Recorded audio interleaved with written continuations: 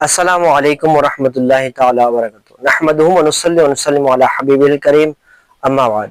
সুপ্রিয় দর্শক ও শ্রোতাবৃন্দ, যে যেখান থেকে দেখছেন সবাইকে জানাই আন্তরিক শুভেচ্ছা ও অভিনন্দন। আজকে আলোচনা করব লাইলাতুল কদরের আমল সম্পর্কে।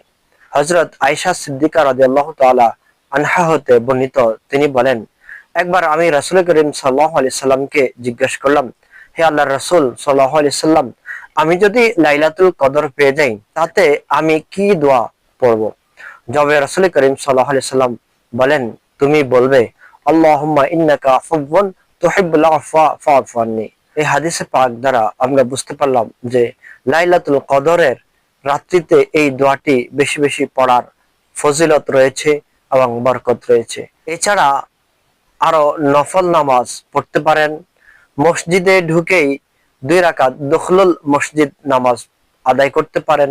মাগরিবের নামাজের পর 2 রাকাত করে 6 রাকাত আওয়াবিন নামাজ পড়তে পারেন। রাতে এশার নামাজ ও তারাবির নামাজ আদায় করবেন। শেষ রাতে সেহরির আগে তাহাজ্জুদ নামাজ পড়তে পারেন। সম্ভব হলে সালাতুত তাসবিহ নামাজ আদায় করতে পারেন। তাওবার নামাজ পড়তে পারেন, সালাতুল হাজতের নামাজ পড়তে পারেন, সালাতুল শুকরের নামাজ পড়তে পারেন। বেশি বেশি কোরআন তেলাওয়াত করবেন, বেশি বেশি দুরূদ শরীফ পাঠ করবেন, তাওবা ইস্তেগফার পড়বেন, বেশি বেশি জিকির আজকার করবেন, দান সদকা করতে পারেন এবং আপনার মা বাবা যদি জীবিত না থাকে তাদের জন্য দোয়া করতে পারেন, তাদের কবর জিয়ারত করতে পারেন। পরিশেষে নিজের পরিবার পরিজন, মা বাবা এবং মৃত ব্যক্তিদের সহ সমগ্র মুসলিম উম্মাহর জন্য দোয়া করবেন। বিশেষ করে এই রাতে 5 ওয়াক্ত নামাজের কাজা নামাজ আদায় করতে পারেন, অর্থাৎ বিগত জীবনে যে সকল নামাজ ছুটে গিয়েছিল, কাজা হয়ে গিয়েছিল, তা পূরণের নিয়তে কাজা নামাজ আদায় করবেন। হতে পারে এই কাজা নামাজের উসিলায় আল্লাহ পাক রব্বুল আলামিন আপনার বিগত জীবনের কাজা নামাজগুলোকে কবুল করে নেবেন। আমি কিছু ফজিলতপূর্ণ নফল নামাজের কথা উল্লেখ করছি, যেমন নুজহাতুল মাজালিস কিতাবের মধ্যে রয়েছে, এই রাতে 4 রাকাত নফল নামাজ এভাবে আদায় করলে প্রতি রাকাতে সূরা ফাতিহার পর সূরা তাকাসুর একবার, সূরা ইখলাস 3 বার আদায় করলে এর ফজিলত হচ্ছে মৃত্যুর যন্ত্রণা থেকে মুক্তি পাবে ও কবরের আযাব থেকে নিরাপদ থাকবে। সুবহানাল্লাহ। তাফসিরে ইয়াকুব সারখীতে বর্ণিত রয়েছে, এই রাত্রিতে 2 রাকাত নফল নামাজ আদায় করবে। প্রতি রাকাতে সূরা ফাতিহার পর সূরা ইখলাস 7 বার আদায় করবে এবং সালাম ফেরানোর পরে 7 বার ইস্তেগফার পড়বে।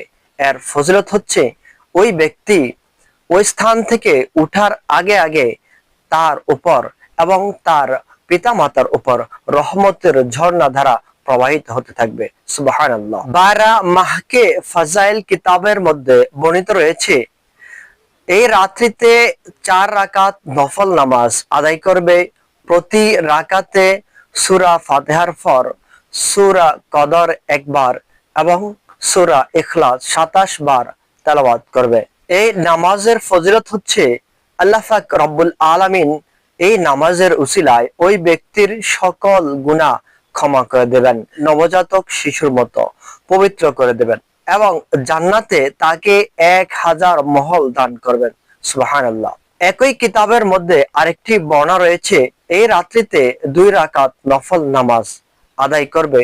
প্রতি রাকাতে সূরা ফাতিহার পর সূরা কদর একবার, সূরা ইখলাস 3 বার তেলাওয়াত করবে। এই নামাজের ফজিলত হচ্ছে আল্লাহ পাক রব্বুল আলামিন তার এই নামাজকে কবুল আর মঞ্জুর করবেন এবং তাকে শবে কদরের সওয়াব প্রদান করবেন। সুবহানাল্লাহ।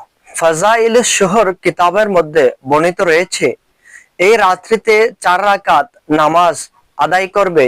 প্রতি রাকাতে সূরা ফাতিহার পর 3 বার সূরা কদর এবং 50 বার সূরা ইখলাস তেলাওয়াত করবেন।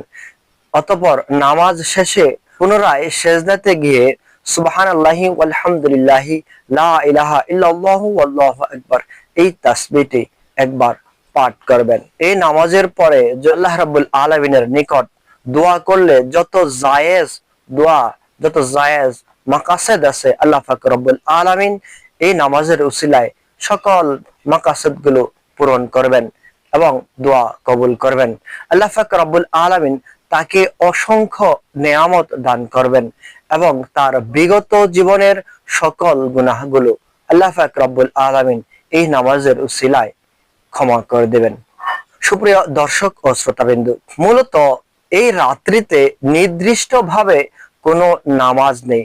সুতরাং আমরা যে যা পারি, যত নফল নামাজ আছে, আমরা আমাদের সাধ্যমতো বেশি বেশি নফল নামাজ আদায় করার চেষ্টা করব।